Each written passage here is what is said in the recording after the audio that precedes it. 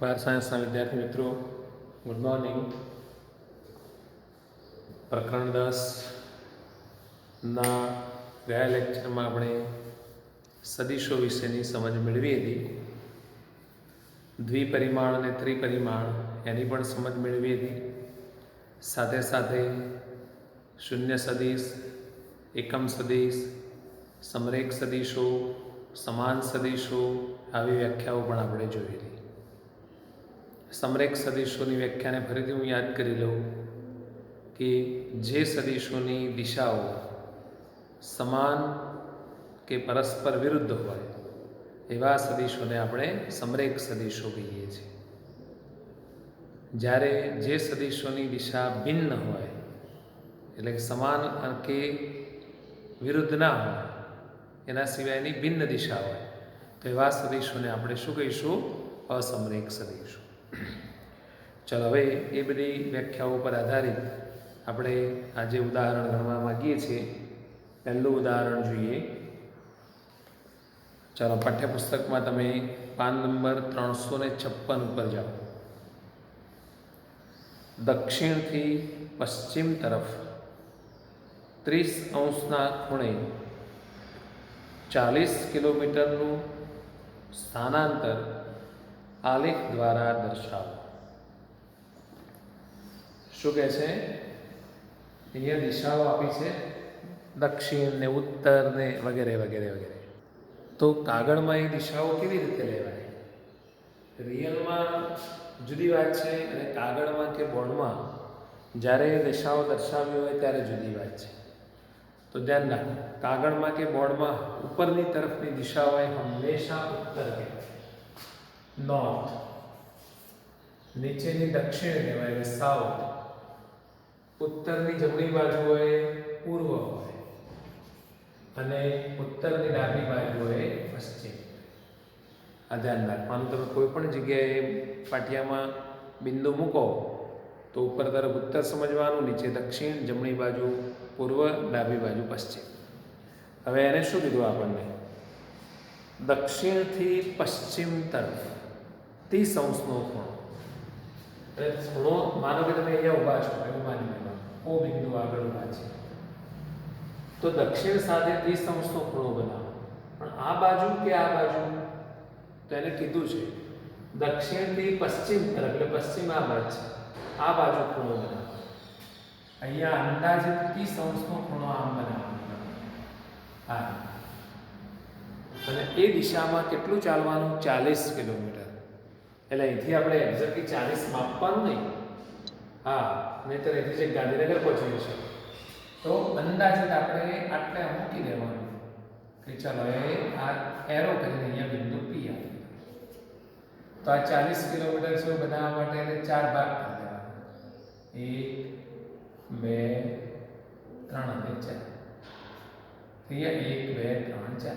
અને માની લેવાનું કે આ 10 કિલોમીટર છે. એટલે બાજુમાં અહીંયા હું સ્કેલ બતાવું છું કે આટલું જે અંતર છે એ કેટલું છે? 10 કિલોમીટર. એટલે આવી આકૃતિ દોરેલી હોય, કશું લખેલું ના, તમને ખબર પડી જાય કે કોઈ પદાર્થ કે કોઈ વ્યક્તિ કે કોઈ વસ્તુ દક્ષિણથી પશ્ચિમ તરફ, અહીંયા ખૂણો લખવો પડશે, 30°ના ખૂણે, 30°ના ખૂણે કેટલા કિલોમીટર? 40 કિલોમીટરનું સ્થાનાંતર કરે છે. એટલે તો આપણે લખી શકીએ કે આકૃતિમાં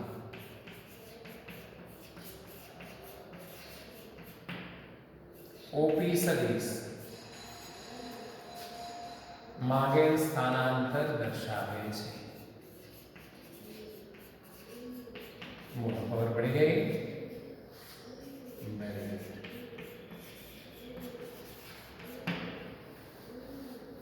સ્વાધ્યાયમાં પણ એવો દાખલો હમણાં આવવાનો છે. ચલો, પછી નીચે બીજો દાખલો છે, ઉદાહરણ નંબર 2. નીચે આપેલ માપને અદિશ અને સદિશમાં વર્ગીકૃત કરો.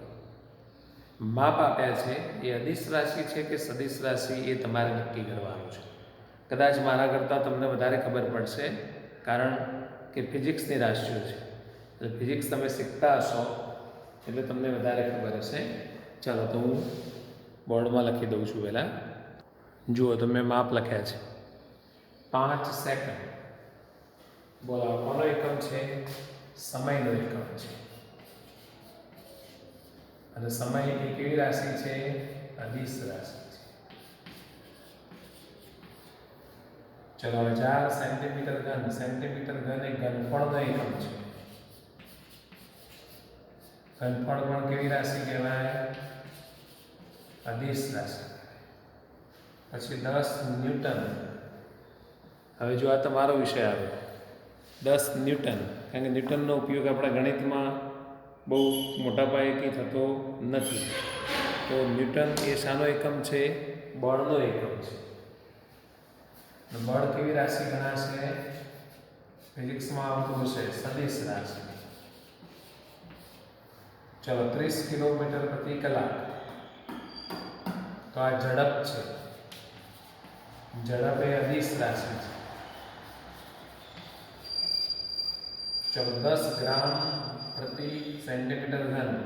ગ્રામ પ્રતિ સેન્ટીમીટર ઘન એ ઘનતાનો એકમ છે. ઘનતા પણ અદિશ જ છે. 20 મીટર પર સેકન્ડ ઉત્તર તરફ. જો દિશાનો ઉલ્લેખ કરે તો આ વેગ છે. અને કેવી રાશિ છે? સદિશ રાશિ છે. આપણે ઝડપ અને વેગ બે ભેગું બોલતા હોઈએ છીએ ઘણી વાર. તમારા વ્હીકલમાં, એક્ટિવામાં કે BMW પેલો મીટર કાંટો બતાવતો હોય છે એટલે આપણે એવું બોલીએ છીએ આ ગાડીનો વેગ બહુ છે. પણ એ મીટર કાંટો છે ઝડપ બતાવે છે. જો તમારે વેગ બોલવું હોય તો એ ઝડપની સાથે દિશા બોલવી પડે. ઓકે, ચાલો હવે સ્વાધ્યાયમાં પણ આવો દાખલો આવશે એ વખતે તમે જસ્ટિફાય કરજો. હવે આપણે જોવું છે ઉદાહરણ નંબર 3. શું કહે છે જુઓ. આકૃતિમાં કયા સદિશો સમરેખ, સમાન અને સમ ઉદ્ભવ સદિશો છે?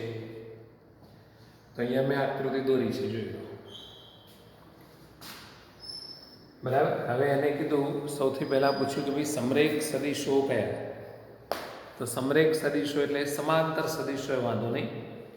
અને જેની દિશા સમાન કે વિરુદ્ધ એવા સદિશો યાદ રાખશો તો પણ વાંધો નહીં. તો જુઓ, એ બારની દિશા આમ છે, સી બારની આમ છે, સમાન દિશા છે. એ બારની આમ છે, ડી બારની આમ છે, વિરુદ્ધ દિશા છે. તો એ ત્રણેય સદિશો સમરેખ સદિશો. એ બાર, સી બાર ને ડી બાર. ચાલો પછી સમાન સદિશો. તો જેમની દિશા સમાન હોય અને મૂલ્ય પણ સમાન હોય, એટલે લંબાઈ પણ સમાન હોય. તો કયા કયા છે બોલો તમે? એ બાર અને સી બાર.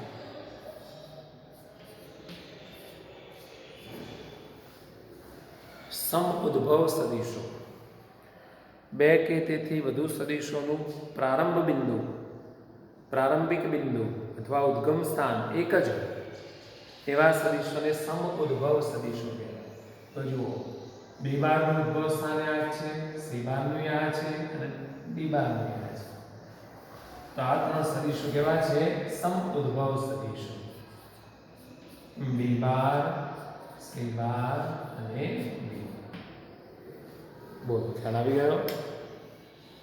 ઓકે, ચલો હવે આપણે જોવું છે સ્વાધ્યાય 10.1. એમાં અમુક સહેલા દાખલા છે, હું તમને ઘરેથી આપીશ. ચલો તો આટલું વ્યવસ્થિત લખી દો, પછી હું સ્વાધ્યાયની શરૂઆત કરું છું. ચલો મિત્રો, હવે પહેલા દાખલામાં શું કહે છે જુઓ. ઉત્તરથી પૂર્વ તરફ 30° ખૂણે 40 કિલોમીટરનું સ્થાનાંતર આલેખ દ્વારા દર્શાવો. ચાલો તો અહીંયા હમણાં મેં કીધું એ પ્રમાણે આપણે ઉભા હોય તો આ કઈ દિશા ગણાય? ઉત્તર, દક્ષિણ, પૂર્વ અને પશ્ચિમ. હવે શું કહે છે આપણને જુઓ, ઉત્તર સાથે ખૂણો બનાવવાનો. કેટલો? 30°નો. પણ ઉત્તર તરફ અને ઉત્તર સાથે 30°નો ખૂણો કઈ બાજુ? આ બાજુ કે આ બાજુ? બોલો. તો પૂર્વ તરફ. આ બાજુ બનાવવાનો ખૂણો ઉત્તર સાથેનો એ આ પ્રકારે આ 30° નો ખૂણો છે એવું સમજવાનું. આ બિંદુને નામ આપીશું P. અને કેટલું અંતર કીધું? 40 કિલોમીટર. 1 2 3 4 એ બાજુમાં લખી દેવાનું સ્કેલ. આ અંતર છે 10 કિલોમીટર છે. ઓકે, લખી દો. આકૃતિમાં OP માગેલ સ્થાનાંતર દર્શાવે છે. હવે આના જેવો દાખલો છેલ્લા સ્વાધ્યાયમાં એક આવે છે, 10મા સ્વાધ્યાયમાં. એ આપણે અત્યારે ગણી લઈએ તો સારું રહેશે મારા ખ્યાલ મુજબ.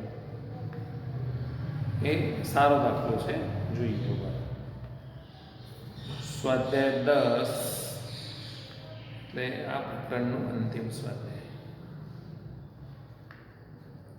પ્રકીર્ણ સ્વાધ્યાય જે કહીએ છીએ. પાન નંબર 388 ઉપર છે. જુઓ, આપણે અહીંયા ગણી નાખીએ. સ્વાધ્યાય 10 નો દાખલા નંબર 3 છે.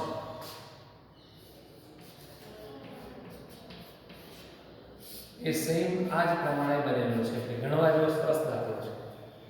શું કહે છે? જુઓ, એક છોકરી પશ્ચિમ દિશામાં 4 કિલોમીટર ચાલે છે. તે પછી ઉત્તરથી પૂર્વ તરફ 30° ખૂણે 3 કિલોમીટર ચાલે છે અને થોભે છે.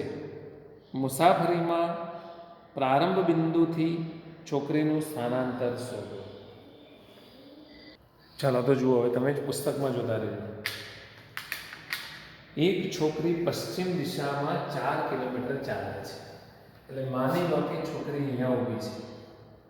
જ્યાં આગળ ઊભા હોય ત્યાંથી ઉપર ઉત્તર કહેવાય, નીચે દક્ષિણ કહેવાય, પૂર્વ અને પશ્ચિમ. છોકરી પશ્ચિમ દિશામાં 4 કિલોમીટર ચાલે છે. એટલે આ તમારી પશ્ચિમ દિશા થઈ. ચાલો અંદાજે મૂકી દો. એટલે એ બિંદુ માની લો કે આ 4 કિલોમીટર અંતર છે. 1 2 3 અને 4, બરાબર. પશ્ચિમ દિશામાં કેટલું ચાલે છે? 4 કિલોમીટર. પછી શું કહે છે? તે પછી ઉત્તરથી પૂર્વ તરફ 30° ખૂણે. હવે જ્યારે એ છોકરી આટલે પહોંચી છે, બરાબર, એટલે એના માટે અહીંયા આમ દિશા કહેવાય, ઉત્તર કહેવાય. ત્યાં ઊભા હોય એટલે એના માટે એ આ જે ઉપરની દિશા છે ઉત્તર થઈ જાય. હા, આ ઉત્તર દિશા છે. એ શું કરે છે? ઉત્તરથી પૂર્વ તરફ, એટલે ઉત્તર સાથે 30° નો ખૂણો બનાવે છે. જોઈ લો કેટલા કિલોમીટર, કેટલો ખૂણો? 30°. એટલે ઉત્તર સાથે 30° નો ખૂણો બનાવીને 3 કિલોમીટર ચાલે છે. અહીંથી એ છોકરી આમ ચાલે છે. કેટલું મિત્રો? 3 કિલોમીટર. આને નંબર આપી દો, નામ આપી દો. આ છે ખૂણો 30° નો છે. પેલું 4 કિલોમીટર, આ રહ્યું એ 3 કિલોમીટર.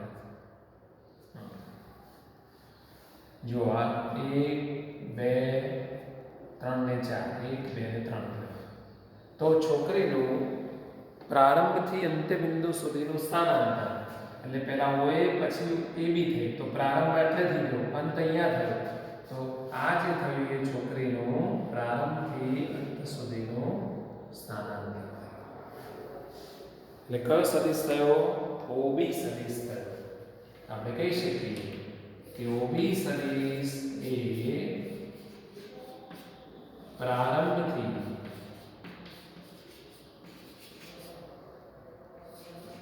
અંત સુધીનું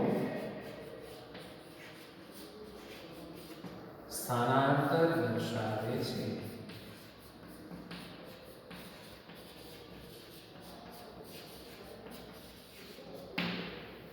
ખબર પડી ગઈ?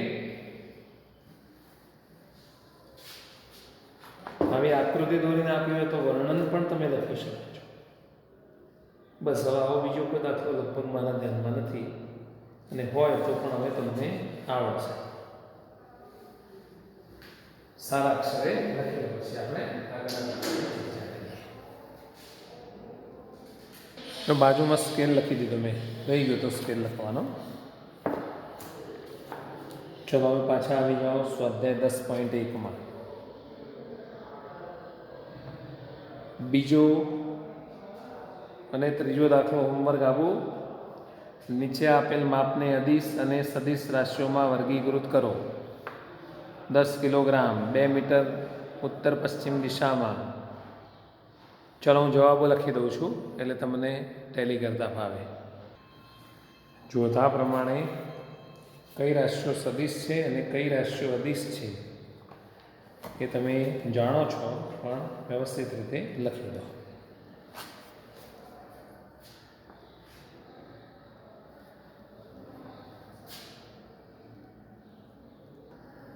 ચલો મિત્રો, હવે આપણે દાખલા નંબર 4 જોઈએ. આકૃતિમાં એક ચોરસ આપેલો છે. નીચે આપેલ સદિશોને ઓળખો. આપણે પેલા ઉદાહરણમાં ગણ્યું હતું એમ.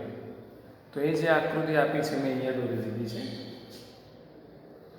એક સદિશ છે A બાર આમ જાય છે, B બાર, પછી C બાર અને D બાર. હવે શું કહે છે જુઓ, સમ ઉદ્ભવ સદિશો કહે. તો જેનું ઉદ્ભવ બિંદુ એક જ હોય. તો જુઓ આ રહ્યા. A બાર અહીંથી ચાલુ થાય છે અને D બાર પણ અહીંથી જ ચાલુ થાય છે. તો સમ ઉદ્ભવ સદિશો કયા થશે? A બાર અને D બાર. આ ના ગણાય, આ તો બંનેના અંત્ય બિંદુઓ છે એટલે આ ના ગણાય. આ પણ ના ગણાય. C બારનું આરંભ બિંદુ છે પણ B બારનું તો અંત્ય બિંદુ છે. એટલે એ બધું જોતા A બાર અને D બાર બે સમુદ્ભવ સદિશો છે. ચલો સમાન સદિશો, જેની દિશા પણ સમાન હોય અને લંબાઈ એટલે કે મૂલ્ય પણ સમાન હોય. તો જુઓ, B બાર આમ જાય છે, D બાર આમ જાય છે અને આ ચોરસ છે તેની લંબાઈઓ સરખી છે. તો B બાર અને D બાર.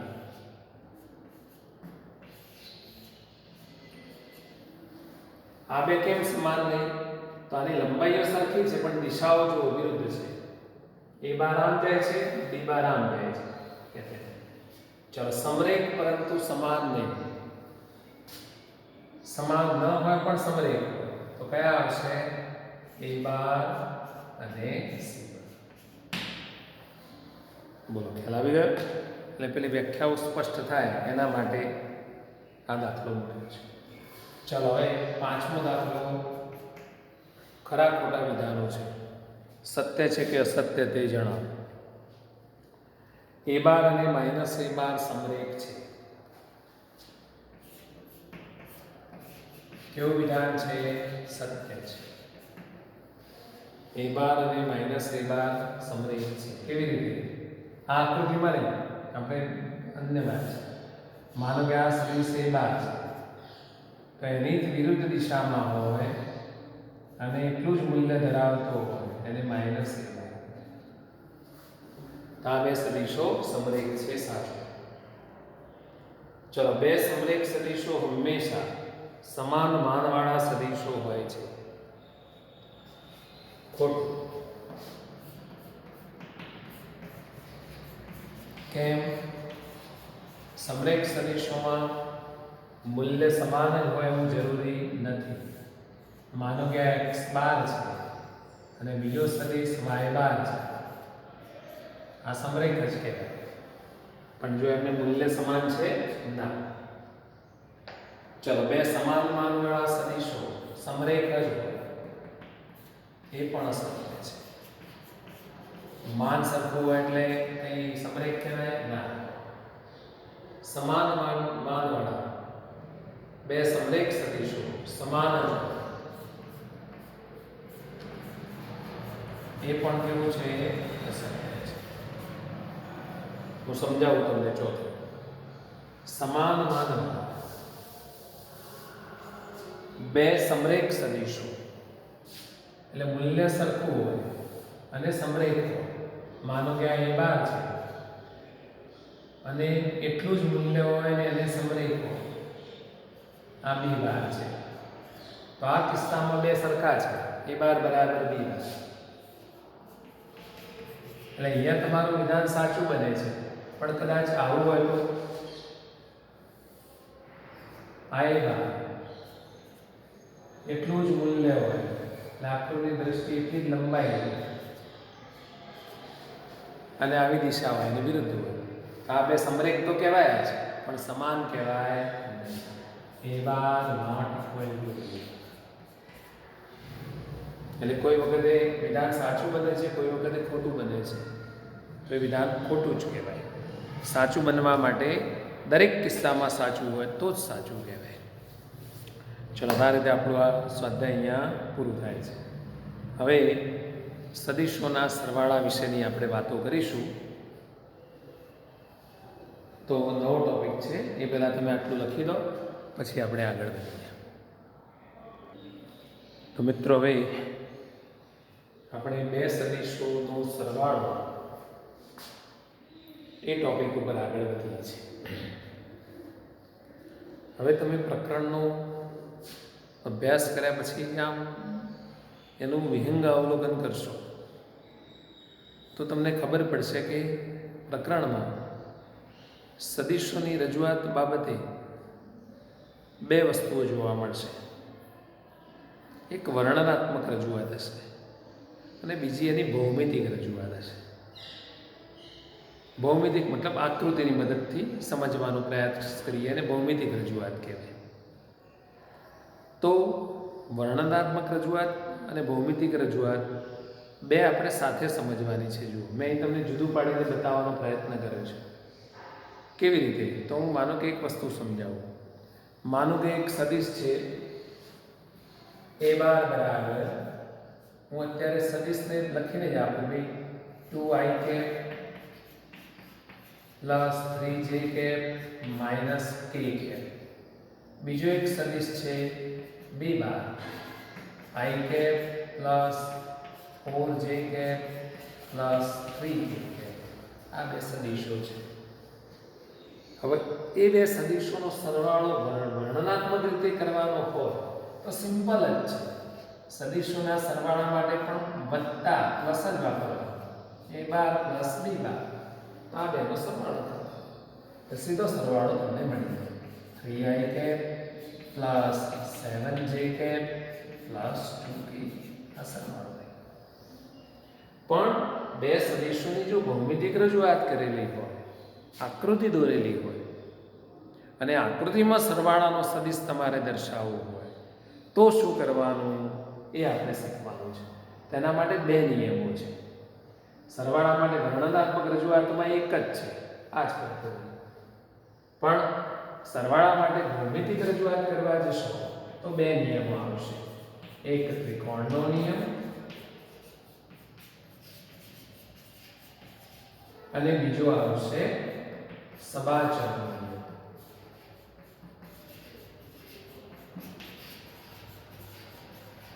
આ બાજુ તો બસ સારી પદ્ધતિ છે જ આપણે.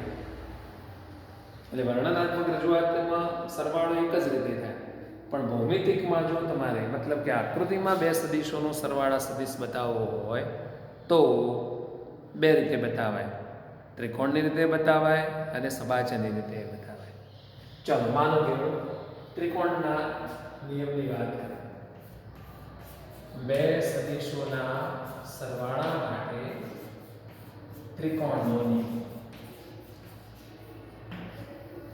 તે આકૃતિ માટે છે, ભૌમિતિક રજૂઆત માટે છે. તો માની લો કે આ એ બાર સદિશ છે, એ અહીંયા મેં દોર્યું છે. આ એ બાર છે અને માનો કે બી બાર સદિશ છે, મેં આમ દોર્યું છે.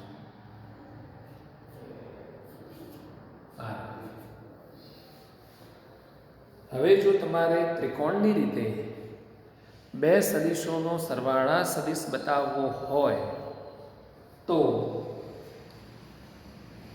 એક સદિશના અંત્ય બિંદુ ઉપર બીજા સદિશનું આરંભ બિંદુ ગોઠવવું પડે.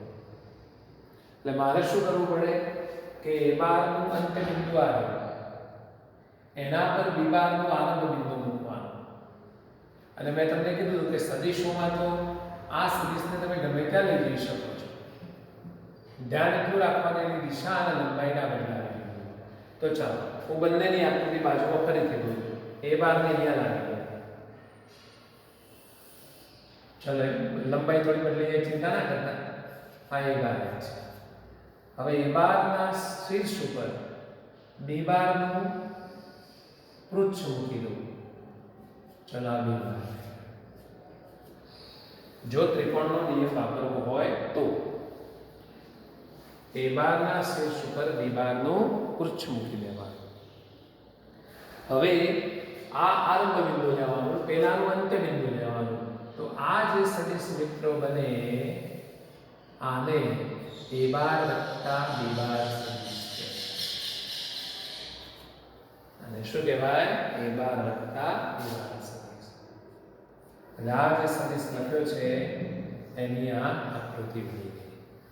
તો આકૃતિની અંદર બે સદિશોનો સરવાળો દર્શાવવો હોય તો ત્રિકોણની રીતમાં એક સદિશના શીર્ષ બોલો છો આને તમે ફિઝિક્સમાં, શીર્ષ ઉપર બીજા સદિશનું પુચ્છ મૂકી દેવાનું.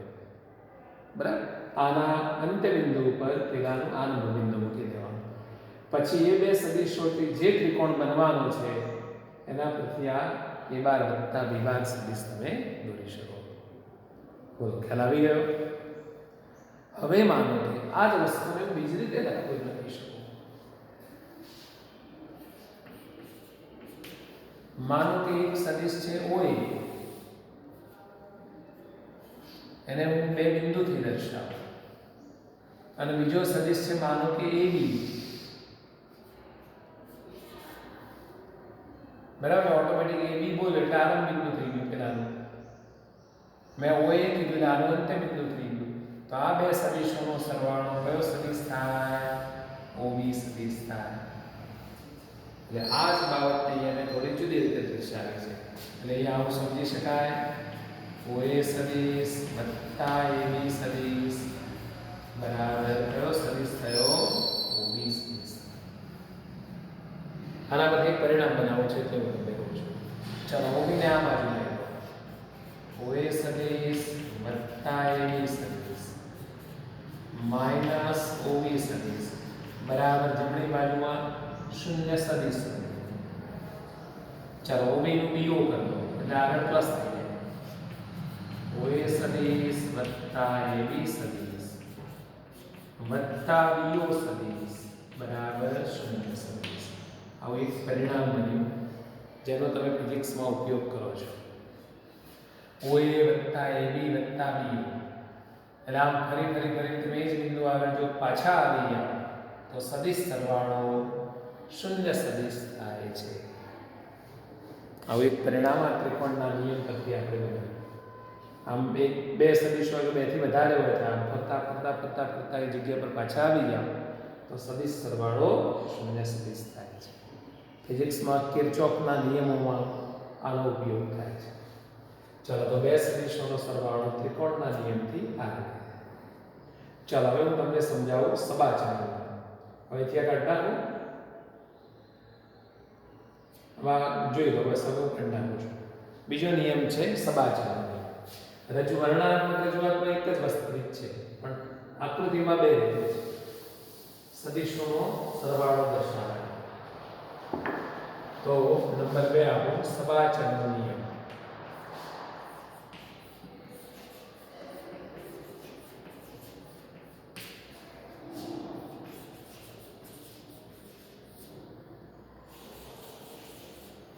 चलो आज सदिशो અહીંયા લઈએ.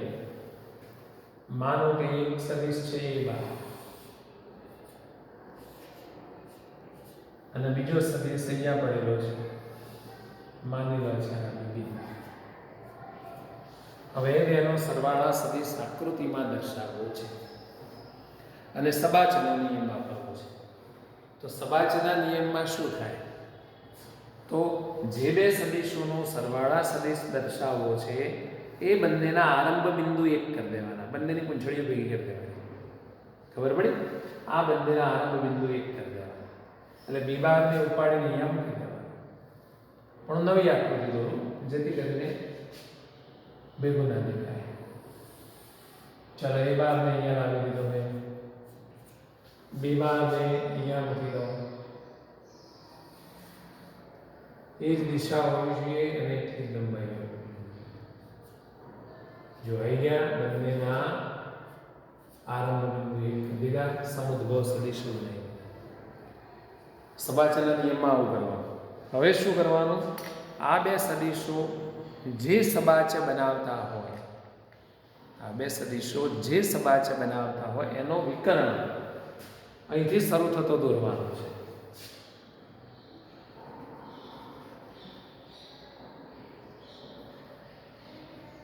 चलो सबाच बन्यो तो आ जे विकर्ण सदिश बन्यो मित्रों आने कहेवाय ए बार प्लस बी बार।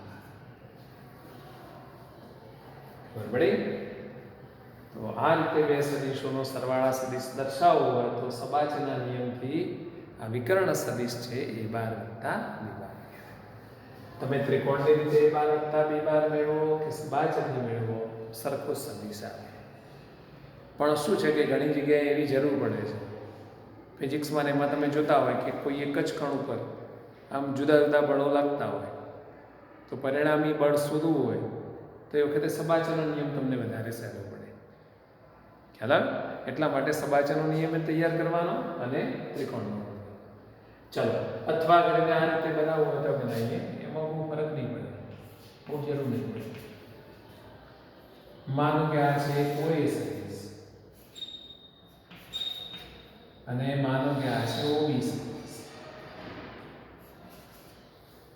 બંનેના આરંભ બિંદુ એક જ છે તો તમે આમ કરીને સબાચ બનાવી દો।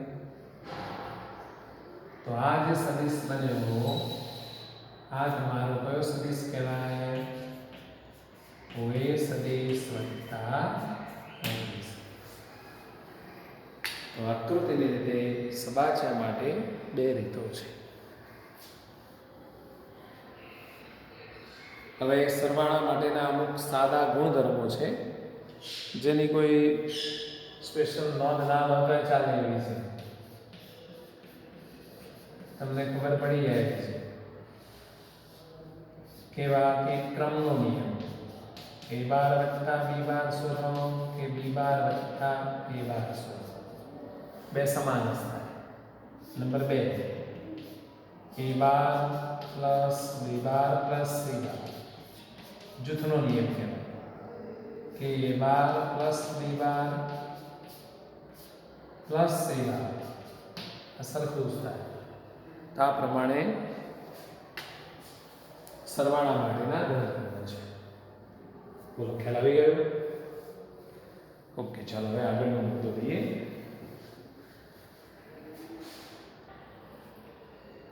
સદિશનો અદિશ સાથેનો ગુણાકાર। જો પહેલા જોયું બે સદિશોનો સરવાળો, બીજું હવે આવ્યું સદિશનો અદિશ સાથેનો ગુણાકાર। ધારો કે એ બાર કોઈ સદિશ છે, લેમ્બડા કોઈ શૂન્યેતર એટલે શૂન્ય સિવાયનો અદિશ છે, એટલે લેમ્બડા કોઈ સંખ્યા છે, બરાબર, શૂન્ય સિવાય। સદિશ એ બારનો અદિશ લેમ્બડા સાથેનો ગુણાકાર જુઓ લેમ્બડા એ બાર વડે દર્શાવાય છે। લેમ્બડા અને એ બાર વચ્ચે કોઈ જ નિશાની નહીં કરવાની, લેમ્બડા એ બાર વડે દર્શાવાય છે। અને આ જે લેમ્બડા એ બાર બન્યું એને સદિશનો અદિશ સાથેનો ગુણાકાર કહેવાય છે। એટલે સદિશ અને અદિશ વચ્ચેના ગુણાકાર માટે કોઈ નિશાની ના કરો એ જ નિશાની છે। ચલો એક ઉદાહરણ, દાખલા તરીકે એ બાર બરાબર એક સદિશ હું બનાવું છું i cap plus 2j cap plus k અને માનો કે લેમ્બડા બરાબર 3 છે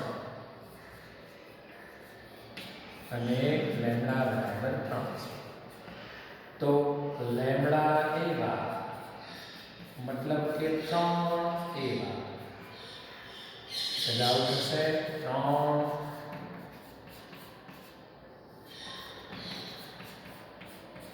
ચલાવો બની ગયું, 3 ને અંદર ગુણી નાખો તો 3i plus 6j plus 3.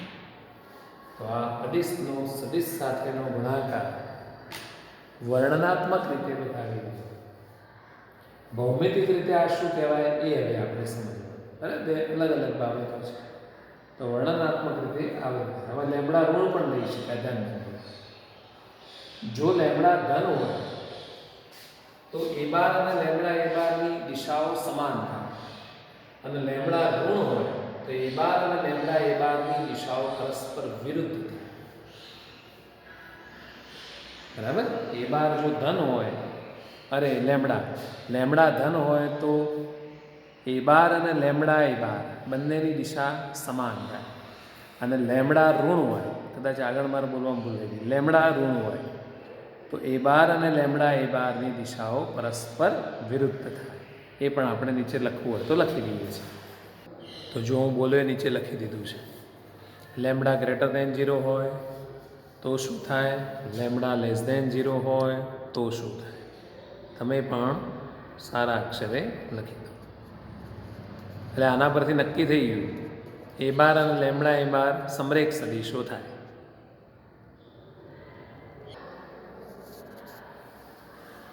Lambda 0 ન હોય તો એ બાર અને લેમડા એ બાર સમરેખ સદીશો થાય. પેલું નીચેનું લખી ગયું છે ને, જુઓ પરસ્પર વિરુદ્ધ થોડું કપાઈ જાય છે, લખી દેજો. ઓકે, હવે આકૃતિની દ્રષ્ટિએ આ શું કહે છે હું તમને સમજાવું. માનો કે આ સદિશ એ બાર છે. હવે આને કોઈ કિંમત વડે ગુણીએ છીએ.